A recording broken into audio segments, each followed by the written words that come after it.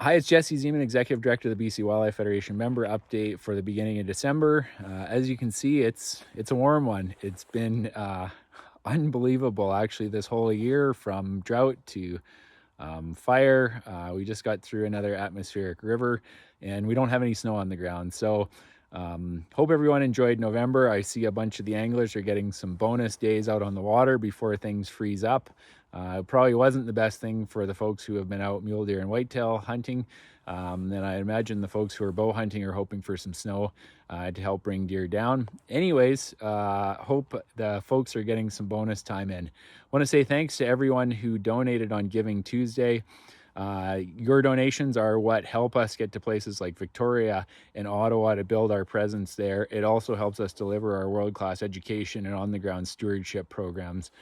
In the world of charities, donations are really, really important for us to be able to provide all of these benefits to our members and to the public and hunters and anglers and conservationists and sport shooters.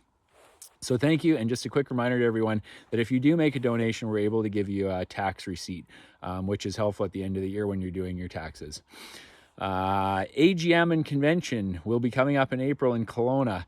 Reminder that notices for resolutions for awards have gone out, and tickets for the convention and AGM will be coming out shortly. So all the folks at the clubs, please put some money in your budget so you can come out and attend the AGM and convention. We're really looking forward to seeing some new faces and some of the old faces as well.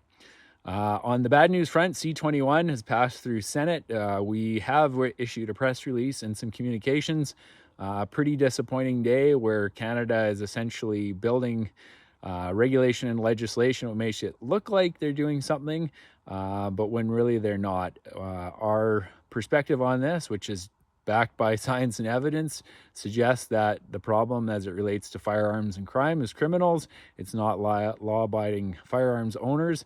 We will continue to advocate for that both publicly within our membership, provincially and federally. Over the past 2 weeks, we've presented to federal committees, two federal committees, one on through the Ministry of Environment Committee on Freshwater, where we talked about impacts and stress two especially important ones around quagga and zebra mussels, and we'll be talking about that more in the coming weeks. The other nice thing was one of the MPs, Bacharach out of the Skeena, also put up a motion around the Watershed Security Fund, which is where we've been working with a number of other organizations to promote a $1 billion fund, which would be accessible in British Columbia to take care of things like water and everything that relies on water. So a number of fish, wetlands projects, fish habitat restoration. We see this as one of the tools in the toolbox in the future to help move the needle to minimize the impacts of drought, to manage water, and to help restore our fish. We also presented to Fisheries and Oceans Standing Committee on illegal, unreported, and unregulated fisheries. That covers a whole gamut. We'll provide the transcript.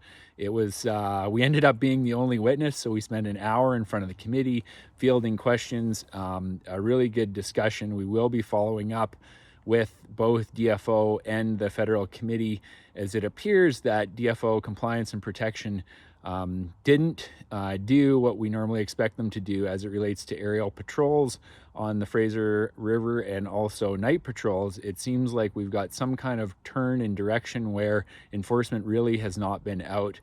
So we have some more digging to do. President David Lewis and I also attended the Sportfishing Institute conference and fundraiser where we presented and attended and engaged. So thanks to the Sportfishing Institute for the invite. It's been a great relationship. We're looking forward to working with SFI as we move forward. We continue to work on the West Arm Kootenay Lake issue, where essentially federal permits have not been issued to the holders of the hydroelectric dams in that area. We met with DFO last week, I believe, and Yakanuki First Nations as well as our partner on that file, and we'll continue to push that forward. We just got done meetings on the Lower Fraser White Sturgeon plan as well, where we're really focusing on a future for sturgeon and a future for people who care about sturgeon, and particular people who go out and fish for sturgeon. So that's another, kind of proactive approach. We're thankful that the province is taking the lead on this one as the federal government deals with the listing process as it relates to Species at Risk Act, because we know that that is a dead-end avenue and that it's unlikely that the government of Canada will do anything meaningful through that process, as we experienced on steelhead. Last in the world of good news, the lottery for our 50/50 and conservation lottery has now surpassed $300,000, which is awesome. Really good to see. The early bird deadline is December 16th. There's an early bird package which will be drawn in the middle of the month. Thanks to Italian Sporting Goods for making that donation. So hopefully everyone enjoys December. We'll touch base before Christmas time and before everybody takes off for holidays. If you have the time and the energy, please consider donating. Consider buying some lottery tickets, 50/50 tickets. And finally, I know our BCWF calendar is out and people are buying that so that they can plan for next year. And it has a whole bunch of great dates and photos from some of our members and others and our projects. Hope everyone enjoys December. Talk to you soon. Thanks.